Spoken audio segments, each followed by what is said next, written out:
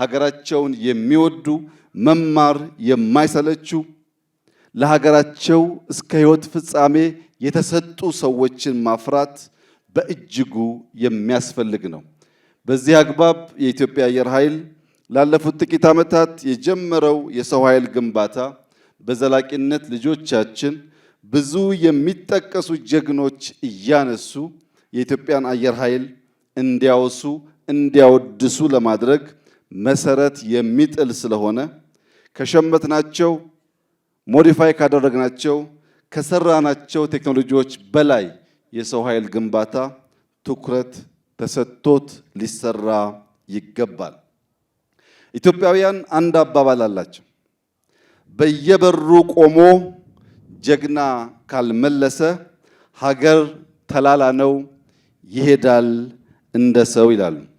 በየበሩ ቆሞ ጀግና ካልመለሰው ሀገር ተላላ ነው ይሄዳል እንደ ሰው ይላሉ።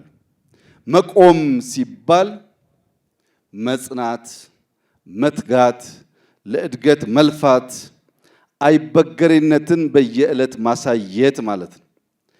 በየበሩ ቆሞ ሲባል በአየር ኃይል፣ በምድር ኃይል፣ በባህር ኃይል፣ በሳይበር ከዚያም ባሻገር በልዩ ልዩ የኢኮኖሚ ዘርፎች በሁሉም በር የሚጠቀሱ ጀግኖች ሲኖሩ ማለት ነው። በሰላም ውሎ ለማደር እያንዳንዱ በር በበቂ ሁኔታ መዘጋቱን ማረጋገጥ ያስፈልጋል። 9 መዝጋት 10ኛው ክፍት እስከሆነ በቂ አይደለም።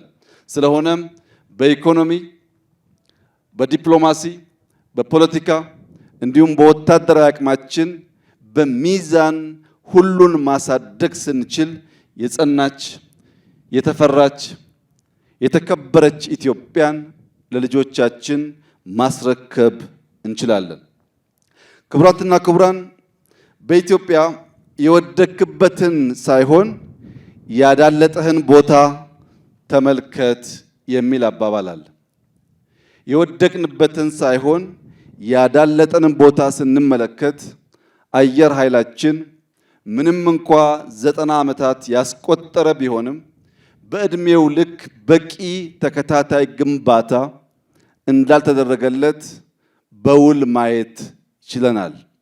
ከዚህም የተነሳ ባለፉት 5 ዓመታት ከሞላ ጎደል 5 ዓመታት የ85 ዓመቱን ስራችንን የሚተካከል የቴክኖሎጂ የሰው ኃይል አየር በምድር ብቻ ሳይሆን ከአየር ጥቃት ኢትዮጵያን ለመከላከል የሚያስችል በርከት ያሉ ቴክኖሎጂዎች ለመታጠቅና ብቃታችንን ከፍ ለማድረግ ሰርተናል። በሚቀጥሉት 5 ዓመታት አሁን ያለንበትን የአየር ኃይል አቅም በእጥፍ ደረጃ ለማሳደግ የኢትዮጵያ መንግስት ግልጽ እቅድ፣ በጀት እና ምንጭ ለይቶ ከዋና ዋና አምራቾች ጋር በትብብር ስራ የጀመረ ሲሆን ዛሬ የ4ኛውን ትውልድ የመዋጋት ብቃት የገነባው አየር ኃይላችን በ2030 ወደ 5ኛው ትውልድ የሚሸጋገር በቁጥርም ከተዋጊ አንጻር አሁን ያለው በእጥፍ ቁጥር የምናሳድግ ይሆናል። በአየር ኃይል መብቃት ማሳደግ የሚያስፈልግበት ዋናው ምክንያት በስጋና በአጥንት ድል ማስመዝገብ ያደረ የቀረ ስርዓት ስለሆነ በቶክስ አቅም፣ በፕሪሲሽን፣ በቴክኖሎጂ ብዙ ምሽጎች ማፍረስና ውጊያን ማሳጠር ታሳቢ ያደረገ አቅጣጫ እንከተላለን። እያንዳንዱ ኢትዮጵያዊ ውድ ስለሆነ ቴክኖሎጂን በመጠቀም የሰው ሕይወት በመቀነስ የምንፈልገውን ድል ለመጎናጸፍ እንዲያበቃን በሚቀጥሉት 5 ዓመታት ቢያንስ አሁን ያለው አቅማችን በእጥፍ የሚያድግ ይሆናል።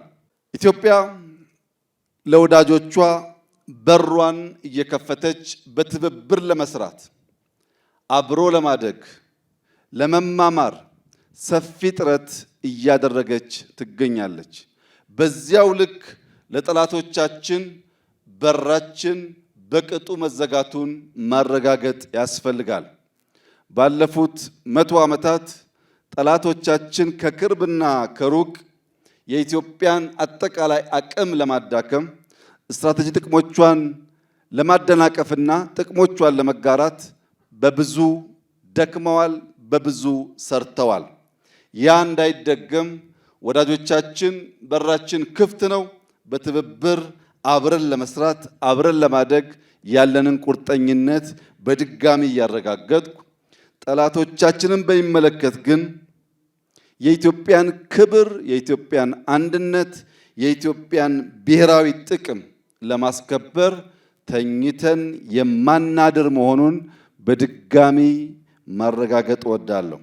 ወዳጅም ጠላትም አንድ እንዲገነዘብ የምፈልገው ነገር ኢትዮጵያን በቅጡ ኢትዮጵያን በበቂ አናቃትም። ኢትዮጵያ ከምታውቋት ያለፈች ሀገር ናት፣ በሀብቷም በታሪኳም በብቃቷም። ከዚያ ባሻገር ኢትዮጵያ እያደገች ያለች ሀገር ናት። የአፍሪካ ትንሣኤ፣ የአፍሪካ ተመልሶ የማደግ ምልክት የምትሆን ሀገር ናት።